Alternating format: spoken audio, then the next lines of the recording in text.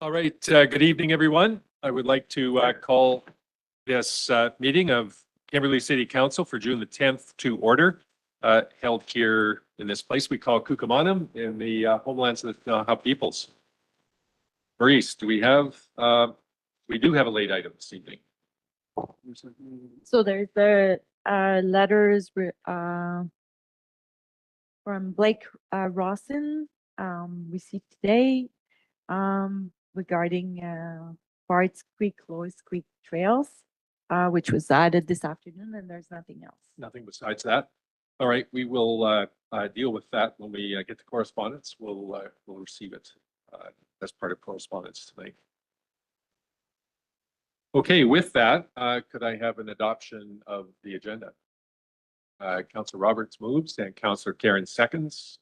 Any opposed? Motion is carried. Next up, we have the adoption of the minutes of the regular meeting of council held on May the 27th. Councillor McBain moves and Councillor Roberts seconds. All those in favor? Motion is carried. All right, first up tonight, we have a election and assent voting bylaw. And the motion on the floor is that council give first, second, and third reading to this bylaw as attached to the report from the corporate officer. Have a mover, please. Councillor McBain moves, Councillor McGuire seconds. Maurice, do you want to make a comment? Yeah. So getting ready for the fall 2024 by-election to fill the vacancy left by the resignation of Councillor Royer. This is the first thing I need to do is I need to make sure that the bylaw, the election bylaw, is in order. And there was an amendment that I missed before the last election, was to actually align our bylaw with the Local Government Act, which now makes mail ballot voting available to anybody. You don't have to have a disability or be out of the city. It can be made available to anybody. So at the time of the 2022 election, I administered the mail ballot voting as per the Local Government Act, but I failed to update our bylaw. So I'm just making sure that this is done in time for the by-election. Awesome. Thanks for that, Maurice. Council, any questions? Hearing none, call the question. All those in favor? Any opposed? Motion is carried. Thanks for that, Maurice. Next up, we have the bylaw for small-scale multi-use housing zoning amendments up for adoption. And the motion on the floor is that council adopt that particular bylaw. Sorry, there's two bylaws. So the first motion is that council adopt bylaw 2764. Mover, please. Thank you, Councillor McBain, and Councillor McGuire seconds. Any comments, Troy? Been through this a few times. Unless there are questions, just one main point though. Council, of course, gave third reading to both of these bylaws at the last meeting. And since then, the bylaws have been approved by Ministry of Transportation as required. And so now the stage is clear for. All right, excellent. And I guess to be clear, this first one is for non-alpine. That's correct. Kind of, yeah. The next one will pertain to the alpine area. Okay, council, any questions? Call the question. All those in favor? Opposed? Motion is carried.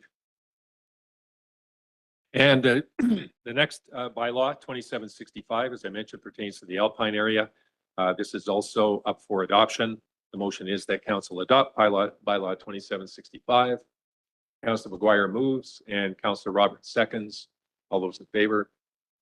Motion is carried. Excellent. Next up, we have the development permit for the Lois Park subdivision. Boy, we've got fairly lengthy motion here. So the motion on the floor is that council approve development permit 2024-004 to allow the Lois Park multi-lot residential subdivision in the townsite neighborhood as shown in the lot plans attached to the report and subject to a number of conditions as outlined in the report. Unless council feels otherwise, I won't go through the details of that. We'll refer. Motion, please. Thank you, Councillor McBain, and Councillor Roberts seconds. All right, discussion. Troy. Over to you. Thank you, Mr. Mayor. Yeah, I'll just view here, try to hit on the key points and anticipation of questions, and then of course if there's other questions, I'll do my best to speak to them. So the Lois Park subdivision is here's a multi-lot residential subdivision in the town site area north of Fernie Street. The main subject parcel is almost 7 hectares in size, almost 17 acres in size. There's also a small adjacent parcel of about 1.5 hectares, almost 4, with a proposed stormwater pond. Of 59 lots are proposed over 3 phases in this development. So this development permit is intended to lowest development. Is kind of at the same time, there's an application for the first phase of that Lois Park subdivision. Presently proposed at 16 lots, although possibly subject before final approval in terms of the number of lots. But the other key bit here, of course, the Lois Park lands, the subject area park subdivision is designated for residential in the official community plan and zoned in, I guess, what was the R2 zone, but after that last adoption of bylaw 2764, that's S residential standard zone. The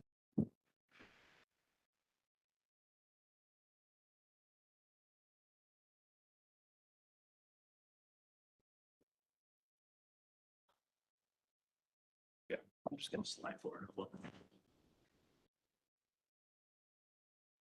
Out of range. Okay, sorry about that. Yeah, so the subject lands are designated in the official community plan for residential development, and zoning. The proposed development does comply with the residential zoning of the parcel. The development permit requirement stems from this being in the development permit areas number 1, the residential DP area, the natural hazard steep slope and wildfire DP area, as well as the environmental protection DP area. So this is the approval of development permit is a requirement for final subdivision of Lois Park development. I know there was some letters to council a couple of months ago with a lot of questions and concerns about the overall development in this area and adjacent lands. And so I just wanted to take a moment to clarify that there's sort of 2 other stages or separate developments, I guess you could say, of this area. So one is called, referenced now as Lois Ridge, and another one is Lois Lane. These are independent of the Lois Park subdivision. The same property owner involved, of course, but it's not part of this development permit that's before council this evening. Those will require separate applications and be dealt with at some point in the future. Yeah, as attached to the report, there's a series of reports from some other professionals. With regard to the wildfire hazard guideline, DP area number 4, the proponent has completed a wildfire hazard assessment report, and which identifies that the hazard rating of the property is low, which is what we're looking for, and that no further fuel treatment is required. As one of the conditions outlined in the recommended resolution, there is that a Section 219 covenant be registered against the lands, so that will carry forward to each new lot, and to help ensure that future purchasers are aware of the wildfire hazard conditions and informed of the requirement to ensure all site improvements are compliant with Fire Smart guidelines. And that's quite a standard condition and requirement that council has seen and approved on other developments over the recent years. And in accordance with the steep slope hazard guidelines of the OCP, a geotechnical site investigation report's been completed. Includes assessment of the proposed road and utility installations, groundwater management, and geohazard assessment of the slopes around at the stormwater infiltration pond location. The report identifies that construction of the pond will not negatively affect slope stability at the site and is considered acceptable.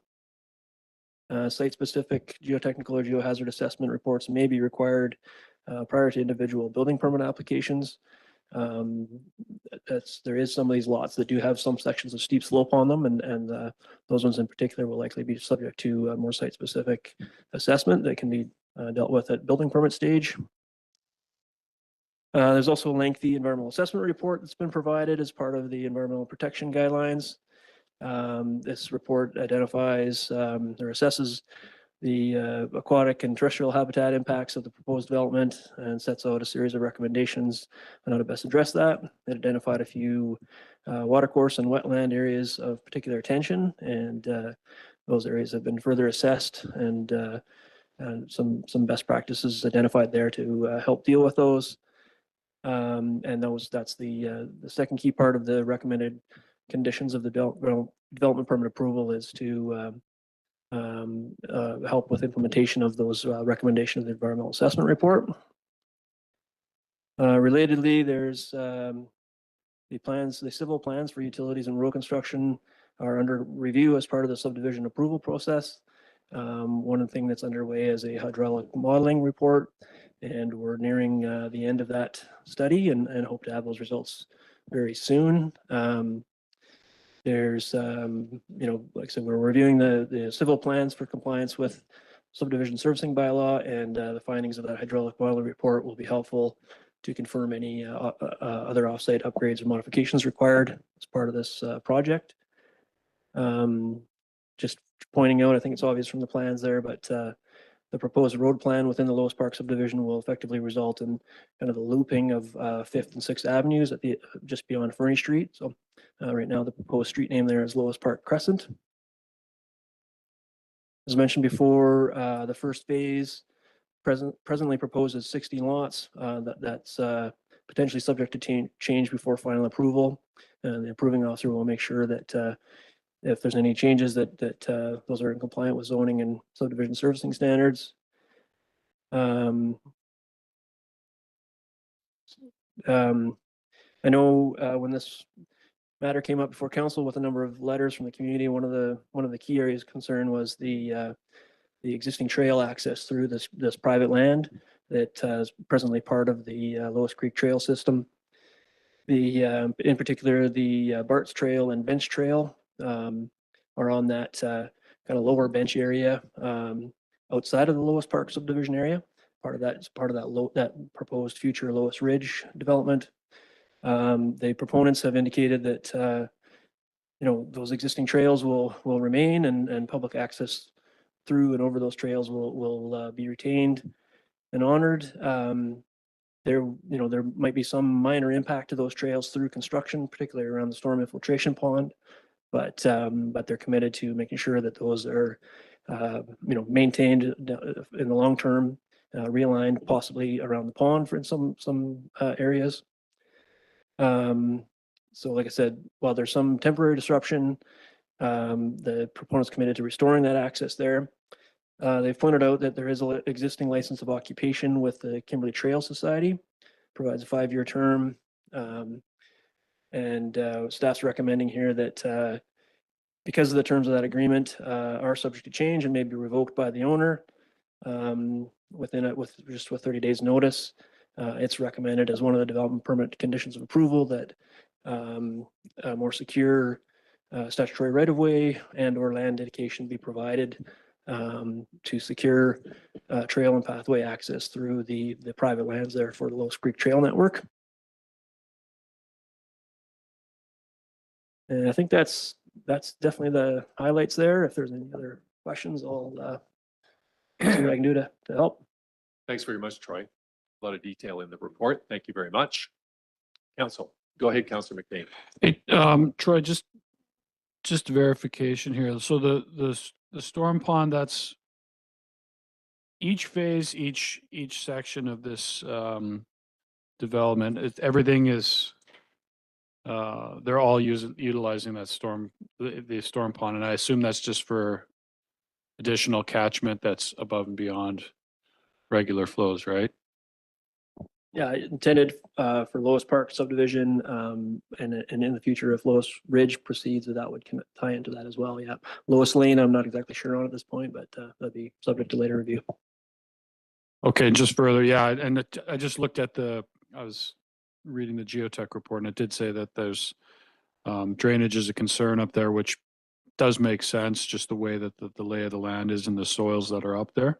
But anyway, I just wanted to, so timing wise, is that pond going to go in prior to the Lois Ridge development? Is that one of the first stages, like doing it in conjunction with Lois Park? It would be installed in conjunction with Lois Park with this subdivision. Yeah. Councillor Dunneback.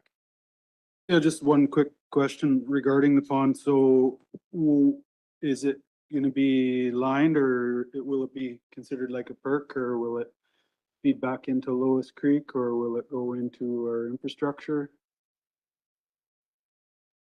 It will hold water in the pond. There's an overflow to Lois Creek. So to make sure that it doesn't overflow in an unplanned fashion.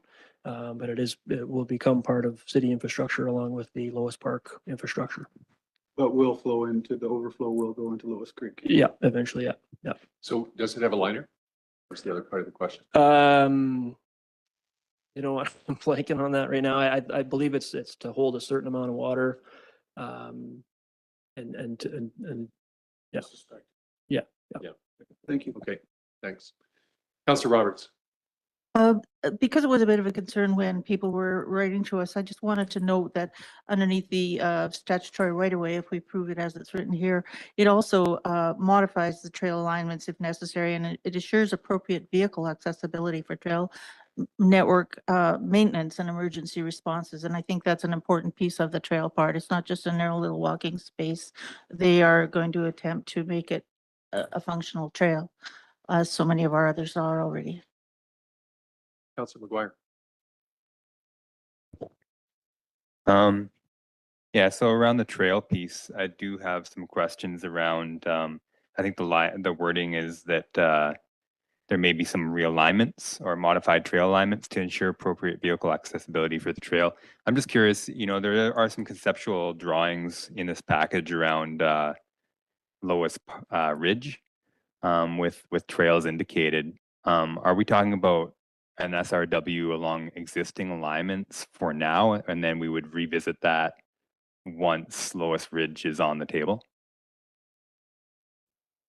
Yeah, what we envision there is that we're dealing with the existing Bart's Trail and Bench Trail alignments with any, minor modifications necessary for the works that are proposed, but to try to ensure that there's a continued right of public access until such time as decisions are made around the Lois Ridge project. There is and that may involve, again, I don't want to get into too much about Lois Ridge because we're not deciding on that at this stage, but that may involve that we eventually agree to release SRW over parts or sections of those existing trails, because of course they'll become part of the development lands if approved by council. And there is other trail and sort of park improvements being contemplated and under the Lois Ridge concept. Again, not wanting to get into too much detail because there's not a lot of details to get into, and it's not the subject of tonight's decision. Yeah, no, I was just making sure that we weren't talking about those indicated trail alignments on the concept, and we were talking about the existing alignments. Yeah, and the concept plan that's provided with the report is really just for the context of being able to communicate which developments are which and where they are, and wanting council to concentrate on the Lois Park development. So just further, I've got a few questions. Go That's okay. ahead. So registration of the building scheme on title. I think this is maybe Yeah, I'm just concerned that, you know, we just went through these, this provincial changes that essentially require us to change zoning, and we've done a bunch of zoning changes to increase the options within R2, and now we're seeing these potential registrations untitled that restrict the zoning back to what it looked like before our changes.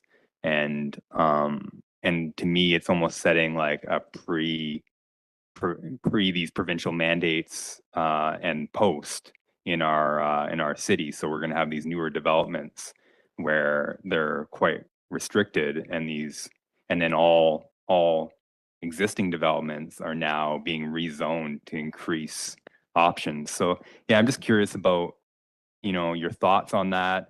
Is there anything that council can do to prevent those building schemes being put on title? And if we try to do that, is there something else that the developer might do?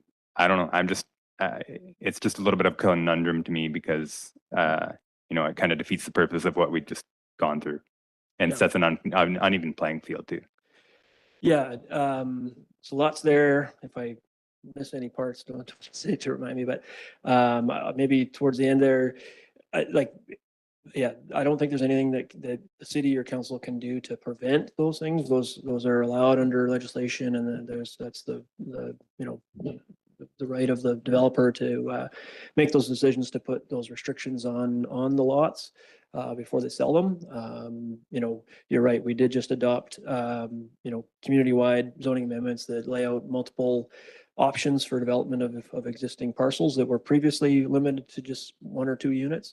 So these included, they are, you know, the zoning would allow for, you know, single unit home construction, or a single unit with a suite, or duplex, 3-plex, 4-plex, up to 6-plex, all those options that we've talked about as are now allowed elsewhere in the community. Yeah, new developments, you know, they may choose to register restrictions or statutory building schemes that, and that's not uncommon on new developments, that there's a building scheme of some sort that's registered to try to maintain some level of control of what gets built in those developments.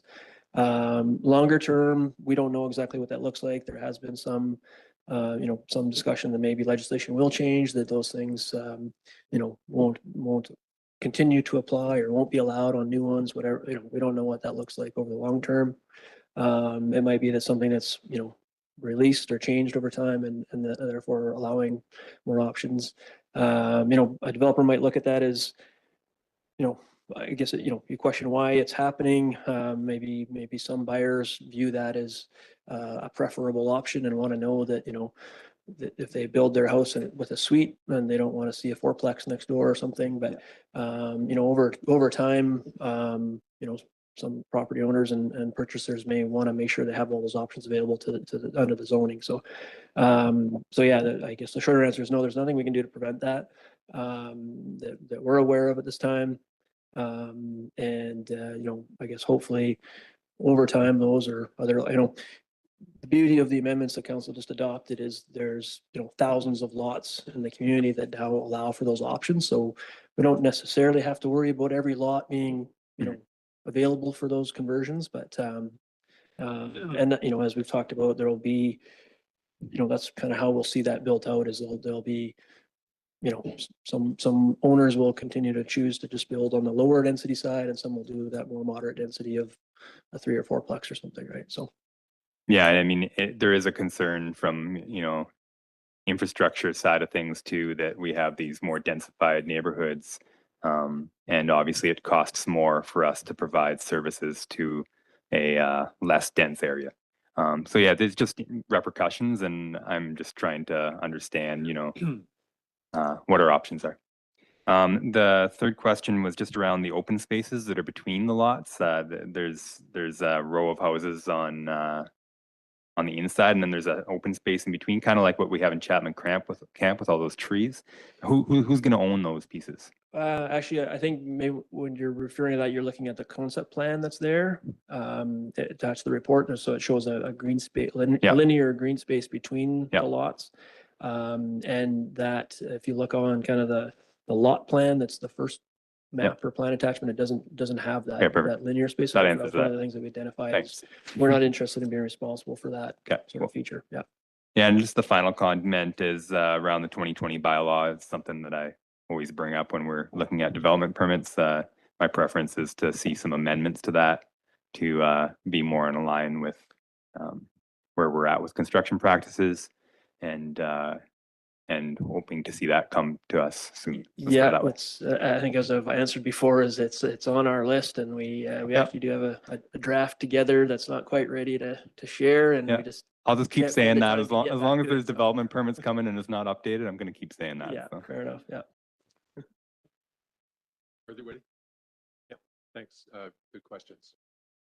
Councillor McBain, go ahead.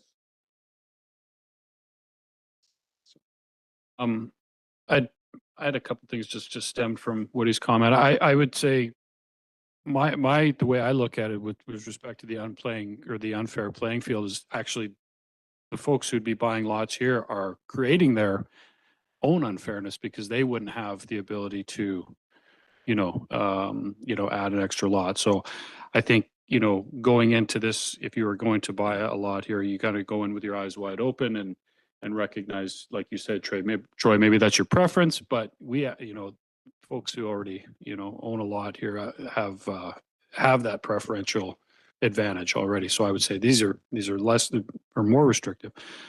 Troy, is there any discussion about in the what I would presume in the Lois Ridge phase of this thing, offsetting of trails? If there's going to be trails that are within a statute right away currently, and then the development basically swallows a couple of these trails up, is there an opportunity to offset, or for the developer to have some funding so we can move trails and put them, create some other trails? Yeah, I think I'm following your question there. I think there's a possibility, and that's, I think, part of why we're recommending that we require a more secured, more permanent arrangement for those existing ones, and that way, when we get to Lois Ridge stage of review, if there's alternatives proposed, then we can look in, maybe there's a better alignment or a better route or something that's proposed, and then we can look at that as like you said, exchanging or whatever for that. But I think the idea is that, again, not wanting to focus on that future conceptual development, but if and when that comes forward, then that's the time when we can be trying to firm up what any changes or what a rearrangement of those trails would be. And then just last thing, Don, this is more for the gallery, just so they have an understanding where I'm coming from with this. This was my playground when I was a kid, so I understand the passion for this area and for the trails. I just wanted to make that clear. A lot of my playground in Lois in Townside is developed now as well. So yeah, I think we're all trying to be sensitive here to current landowners and folks who live up there right now, and trying to make this fit into the neighborhood as best we can. Councillor McBain, go ahead, Sue.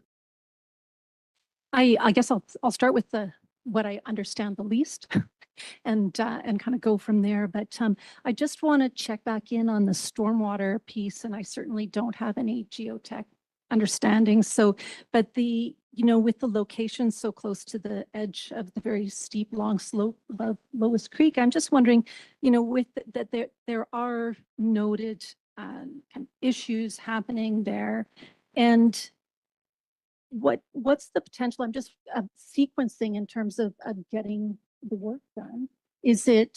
Could we look at having some of that done right up front before the development permit is issued as a condition of the development permit? Just thinking about the sequencing and how that might work. Yeah, so I think maybe a good way to explain it or think about it is, so the development permit approval is one part of the final, or part of the subdivision review and approval process. similar to how I said, we're reviewing the civil plans and the stormwater pond as part of that, as well as the water and sanitary sewer system, the stormwater system, the road design, all that stuff. So we will deal with that design review and the implementation of that review through the subdivision approval process. I mean, we're recommending that it's okay to proceed with the development permit approval at this time. Subject hopefully to the conditions that we've recommended. And we'll utilize the subdivision review process to ensure that those development permit conditions are implemented, and as well as the subdivision servicing bylaw requirements, zoning bylaw requirements for, that are applicable to the development, and ensure that those are implemented as proposed and as approved. And when it comes back to the infrastructure, whether it's the underground pipes or the stormwater pond, there will be professional on-site field reviews and design review and sign off by professional engineers that ensure that those are done satisfactory, and for somebody like me as a approving officer can have comfort that in their review that's done properly and according to the design. Thanks, Troy. Yep. It had just popped out that it was that the geotech engineers identified a factor safety of 1.4 associated with proposed design, which is less than the guideline. And so it just kind of popped out as something that might, but thank you for the clarification there. Is it all right if I continue? Okay. I'd like to understand better, if we're looking at a statutory right of way over the trail corridor in its current location, and that is subject to change over time. Is that correct? We'd actually be looking at a statutory right of way and look at changing that. I think the benefit of the statutory right of way is it provides a more sort of secure, comfortable position for the city that those trails are going to remain in place and remain accessible. And if it is proposed that they're to be changed, or if they're proposed to be changed for future development, or for whatever other reason, like maybe they just have some other alignment with or without development, then that change requires the city's permission or city's involvement and an agreement to change that. Great, thank you. And so we have that security, and then I guess just a comment, and maybe this is already part, and I've missed it, but I noticed that there's no park dedication proposed within the development, which kind of struck me like you might want to give a nod to the park idea. So my thought is I'd really like to see ample, I'd even go so far as very generous buffer dedicated around that park area. And, I really think it's being marketed on the basis of park and on the backs of volunteers who've been maintaining public trails for a very long time. So yeah, that's my encouragement there. Is it all right if I continue? Or okay, so my next item is, and everybody's used to hearing this from me, but the whole of town site is accessed by a single public road. And I am really worried about people getting out safely in case of wildfire. And I'd really like to see a risk assessment before considering any further development proposals in the area. So, I've had family impacted by fire. I've had quite a bit of, personal experience. And, all it would take is a close lightning strike, wind, dry conditions, a down power line, say as that campfire had last summer. They got out with very little warning, almost none. And people were lucky to get out with their lives. And a fire coming from, say, the Mark Creek side could conceivably cut off the public and the mine roads. So my view of it is that I would hope for the best, but plan for the worst. And so I would like to take a look at actually adding and doing this work before we actually look at more development permits and subdivision permits in the area. So I'm putting that out there as a change that I'd like to see added. And then I have one more item. Okay. So just in terms of affordable housing, we know that, our residents and our economy critically need affordable housing, as does staff for our new daycare. And this development isn't providing it. And I would really like to have the conversation, a bigger picture conversation on how we attract opportunities that actually focus on the needs of our community before, approving more development plans that don't align. So, without this, we're not going to meet our community's needs. And that's really our job. So I want to put that on the table too, is that I want to have that conversation. And yeah, just, also noted that the covenant is irksome that's gone on there. So I'll leave my comments there. Thanks. All right, thanks for that, Sue. Go ahead, Councillor Roberts. I just wanted to talk a little bit about the trail. The fact that the trail presently goes through private property. I'm sure the trails came first. In fact, where I lived on McDougall Crescent was a trail that I walked to school on every day for 12 years, but it's not a trail anymore, and life went on. And I think these trails, while they are beautiful, and while the proponent for the development has chosen to allow an easement or a statutory right of way through his private property, I think you have to be a little bit aware of the fact that just on the other side of the trail is an entire hundreds of miles of trees. There's room for trails. What we haven't got is room to expand the community, particularly when it comes to the underground development like water and sewer, et cetera. And so I think we need to pay attention to the fact that you've got a person here who's willing to come up with a compromise for you. And he's got to be able to follow the rules that are imminent with development. He's got to be able to do that. And if it means we've got to take a jog on one of those trails, or we've got to move it over that way a little bit, we can't just go crazy over it. The trails will be trails. And tell you what, if you took that trail away, by next month, there would be a trail. The trail people do trails. Even if they have to build new ones, they do trails. We have more trails in this community than we have streets already. So we've got to try to keep some perspective on this. This man owns this property. He's hoping to develop housing, which we badly need.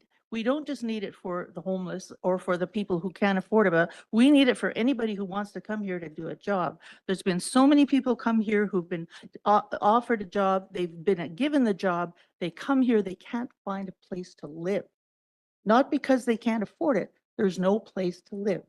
So we need to kind of try to keep the perspective of that. If we are going to continue to be able to afford to be a resort municipality and only count on tourism, well, we got to find other ways of making a living around here, folks, because if we don't have places for people to live and we're not being able to kind of make a development in some kind of timely manner, I can't believe how long this poor gentleman has waited for this moment to be able to come to a development. It's frightening to me that these kinds of things are being held up. Well, first of all, over a trail, or just so many other little things that really are important. I don't take away from their importance, but it should not take this long. We are taking way too long to make these things happen when the rules are already there, and when we know that, like I say, you can get on your bike and you can be in trees in 400 feet. Okay, Sandra, I've had I'm gonna enough. interrupt you I've there. finished rampant. Our goal here tonight is to talk about the this Yes. particular development, Yep. not to kind of segue into. Yeah, you're right. You're right. I'll back away. Thank Let's you. stick to the, let's stick to the. My purpose here was about the private property issue. So Kevin, go ahead. I'll make this short and sweet. It's nice to see that somebody's taken the time to draw out all these three phases, and that they've done some forward thinking with the catchment of stormwater to reduce the impact to the environment. My kids too play there. My wife goes out there constantly. And I also do know that the Trail Society is trying to work together with the owner. And as far as I know, everything's been very cordial and very understanding of each other to work together. The one thing with phase one that I see is like, will it be a loop road? It looks kind of like a cul-de-sac right now, and my concern is emergency escape and emergency vehicles getting in there if there is a wildfire, getting in and out. And I'd love to see the daycare included in phase one, because that'll be a huge thing to bring in people that are coming here for work and getting from town site down to a daycare in the wintertime. Let me tell you, it's a chore for those of you who've ever entertained that, especially on a snow day. You know, I think as long as they keep going, which with what I see, a very respectable plan and stick to it and think about the community that they're developing in, playing the long game. That's the kind of development that I'd like to see in Kimberley. Thanks, Councillor Dunneback.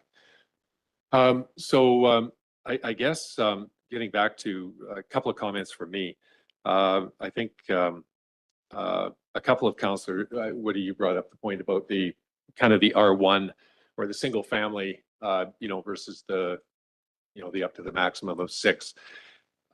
We've seen, I mean, up until about 5 years ago, all we saw was single family home development in Kimberley. I mean, that was it. We were doing about anywhere from 25 to 40 homes a year, which is all kind of given the construction resources that we have in town. I don't think we can do more than about 40 single family homes a year. Last year, we brought from a permit, they're not available yet, but we had 154 homes that were permitted with still only about, I don't know, Troy, 30 or 35 of those were single family.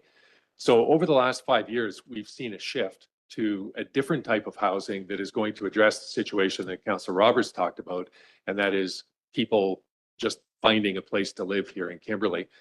And I think it's important that we have or recognize that there is a wide variety of housing types that are required, all the way from single family right to the higher density multi-unit. And from a development point of view, it is important that they designate kind of what the development is going to look like as an intent for buyers. Somebody wants to buy a single family home and wants to live in a single family home neighborhood, you know, where are they going to do that, or how do they determine whether they're going to do that? So really the market, at the end of the day though, the market is what's going to drive whether it's single family homes or whether it's multiple, kind of where people are going to buy and what they're going to do with the lots. And we're seeing that actively in Kimberley right now, which is a really, really positive turn of events. The other thing I would like to point out is that the feedback that we get from the neighborhood, from council, from everybody, staff take note of all of these pieces of feedback and go back and arrange and negotiate with the developers best practices for what that development is going to look like.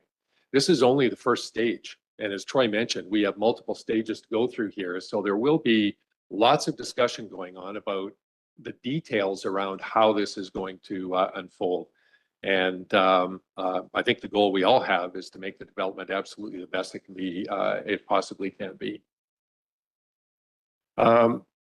Anything further? Last comment, and then we're going to call the vote. I just wanted to have some clarification on the public engagement process for Lois Ridge if that moves ahead. Yeah, as I mentioned before, the Lois Ridge lands are not designated for residential in the official community plan. So Yeah. when and if that project is proposed, it would be subject to an official community plan amendment. And, you know, with that would be a public hearing process. Okay. Yeah, I mean, sort of oddly, the balance of those lands are actually part of the R2 RS zone. So they may not need a zoning amendment depending on, I guess, what's proposed there ultimately. But at this time, it looks like it'd be subject to official community plan amendment, and then of course, development permit subdivision applications as well. So, Okay. so once again, we need to stick to Yeah. kind of what we're Right. doing here It tonight. was just with the map showing up like that, it's, you know, it's raised a lot of concern. And there's also the Lois Lane and just wanting to have confirmation that previous commitments that have been made there for the 15-meter tree buffer, that those would be retained on. So that's the kinds of questions that are coming up. Like I said, those developments, when and if proposed, will be subject to new applications and considered there. Okay, good discussion, council, you. all the way around. So I'll call the question on the motion that's on the floor. All those in favor? Any opposed? Councillor Cairns is opposed. The motion passes. Thanks for the great questions and conversation. Thanks, Troy, for the clarifications. Okay, next up, we have the Short-Term Rental Accommodation Act and the Information Sharing Agreement. And the motion on the floor is that council receive the report dated June the 10th regarding the Short-Term Rental Accommodations Act and the proposed Information Sharing Agreement. We have a second motion. We'll just deal with these independently. So first motion is receipt. Mover, please. Councillor McBain, thank you. And Councillor Roberts seconds. Troy. Yes, thank you, Mr. Mayor. So yeah, this report's a couple of purposes behind it. One is just a bit of an overview update of the fairly recent Short-Term Rental Accommodations Act and how what some of the key features of that include and how that applies to Kimberley. And the second part is the proposed information sharing agreement that would allow for City of Kimberley to participate in some of the new enforcement tools available under the Act. And of course, we're recommending that council approve us entering into that. So just real briefly, the Short-Term Rental Accommodations Act is intended here to strengthen enforcement around short-term rental bylaws, return some short-term rentals to the long-term housing market, and to establish a stronger provincial role in the regulation of short-term rentals. So one aspect of that is a new provincial compliance and enforcement unit, which would help to supplement local government enforcement of their own bylaws. A provincial registry of short-term rental hosts and listing platforms be required to register with the registry. And that's part of the data portal that's requiring the agreement here. The platform accountability. This is again relating to the listing platforms being required to remove listings that where it's been identified by a local government that they don't have a valid local government business license, and helps to ensure some accountability of those accommodation providers and listing platforms to ensure that properties listed on the platforms have the required local and provincial approvals. One of the things I think that's been most talked about around the new act is the principal residence requirement. So this is a requirement that intends to limit short-term rentals to host principal residence plus one secondary suite or accessory dwelling unit on the same property. Being one of the 14 resort municipalities, Kimberley is not automatically subject to the principal residence requirement, but may choose to opt in to this requirement by a simple council resolution at any time essentially, but prior to March 31st in any year. And then that would take effect later in that same calendar year and stay in place until decided again by council. The exception there, although we may choose to opt in for a portion of the community, it would not, the Alpine Resort area is exempted from that requirement, even if council chooses to opt in otherwise to the requirement. The act also increases the fines that local governments may utilize to apply bylaw enforcement fines, increasing from $1,000 to $3,000 per infraction per day. And then, of course, the data sharing system. This again requires short-term rental listing platforms to provide listing information to the province, and then enables sharing of that information with local governments to support our local bylaw enforcement, as well as with Ministry of Finance and Government of Canada for tax auditing purposes. This data sharing agreement there that's attached to the report was developed by the province in collaboration with some local governments, just so there's a consistent forum for sharing that information, and it complies with, of course, with the Freedom of Information and Protection of Privacy Act there. So there's, in order to, yeah, we need council's resolution here to authorize signing that agreement, and staff would, if that's approved, we'll submit to that province here shortly and look to how we can utilize those new tools in enforcement. Great. Excellent, Troy. Thank you. Councillor Roberts, go ahead. Thank you, Mr. Mayor. I, for one, am really happy to see this enforcement piece. I think the toughest part all the way along has been our ability to kind of see a short-term rental for its safety and for its ability to live up to what it's supposed to be doing, and yet not having a very clear picture about how we're able to enforce that. I think this is a really important step that they're taking. Yeah, thank you for the comment. Troy, with regard to the non-alpine area, where else are we zoned for short-term rentals? Like the non-alpine area, what would that apply to? Well, yeah, most of the Alpine Resort zoning bylaw, most of the lands in there would apply in that exempted Right. Alpine Resort area. So presently, there's short-term rentals as tourist accommodation are allowed in a few other locations. So there's a couple areas down by the campground that do allow for tourist accommodation use of residential units, subject, of course, to a City of Kimberley short-term rental license, as well as certain units within the commercial zones, primarily the C1 and CP1 zone with the right conditions and subject to a license. There's some eligibility there. There's also provision for bed and breakfast short-term rentals. So those by definition are already a principal residence requirement. So that's only allowed in a single unit dwelling situation that's owned and occupied by the owner and they're present while there's short-term rental guests in the accommodation and there to support and provide breakfast and all that kind of stuff. Yeah, Yeah. cool. So our kind of where our zoning is right now, we're actually in pretty good shape with respect to control of the kind of where STRs are. Yeah, and our short-term rental bylaw has been, pretty effective at ensuring compliance and getting compliance. Of course, there's always new proposals popping up that we continue to track, and these new tools will be extra helpful for us to track those down Yeah, and get those under compliance as soon as possible. Thank you. Thanks for that, Troy. I think just a comment, if I may. Kimberley, amongst the 14 resort municipalities, is a little bit unique in that we don't have any hotels. We have one hotel in town, the Larix, and it's 20 rooms. Everything else we have is suites accommodation. Even Trickle Creek Lodge, Mountain Spirit, North Star Mountain Village, they're all condos basically. And the short-term rental community that has developed, I think we have roughly a couple of hundred, I guess, in town. This is really essentially a 200-room hotel. I mean, this backfills the lack of accommodation that we actually have from a formal doors point of view. So STRs in this particular community have play a little more important role in our visitor accommodation. And of course, we don't have visitor accommodation. Don't have the visitors come to town. Our entire business community assumes an awful lot of risk.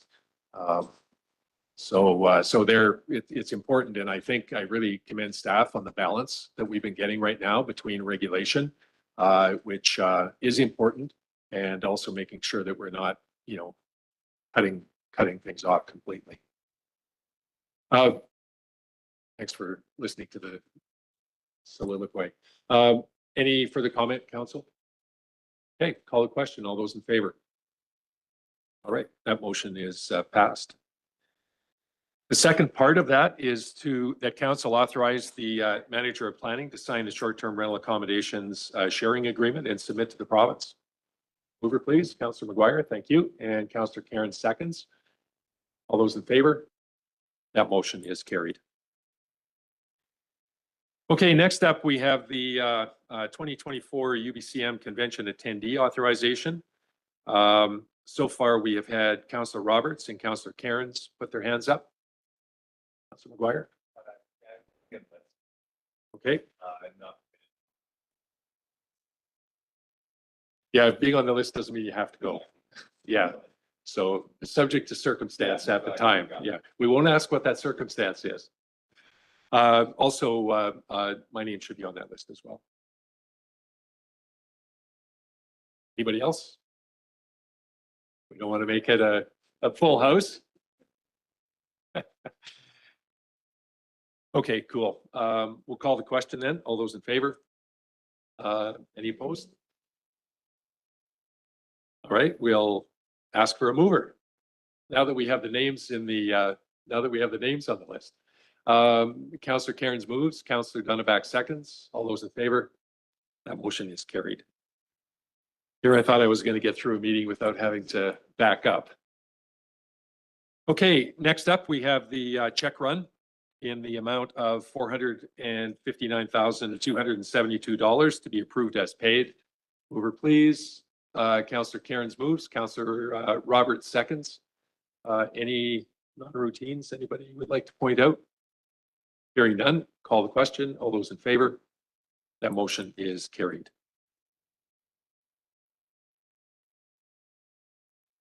So last up then is the receipt of the correspondence as noted in the late item. Mover, please. Thank you, Councillor McBain, and Councillor McGuire seconds. Any further comments?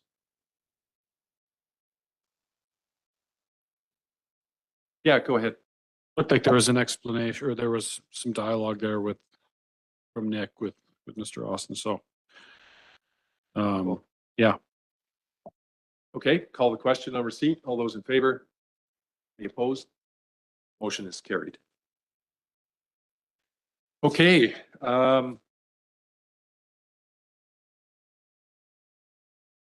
We have several items again tonight in closed. So I'd like to have a motion to move to closed. Councillor Cairns, thank you. Councillor McBain seconds. All those in favor? That motion is carried. Okay, thanks folks for being here tonight.